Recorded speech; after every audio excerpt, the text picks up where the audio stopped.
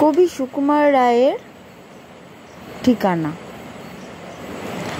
আরে আরে জগমোহন, এসো এসো এসো, বলতে পারো কোথায় থাকে আদ্যানাথের মেশো? আদ্যানাথের নাম শোনোনি? খগেনকে তো চেনো, শ্যামবাগজি খগেনেরই মামা শ্বশুর যেন। শ্যামের জামাই কেষ্টমোহন, তার যে বাড়িওয়ালা, কি যেন নাম ভুলে গেছি, তারই মামার শালা, তারই পিসের খুড়তুতো ভাই আদ্যানাথের মেশো। লক্ষ্মী দাদা, ঠিকানাটা একটু জেনে এসো। ঠিকানা চাও? বলছি শোনো।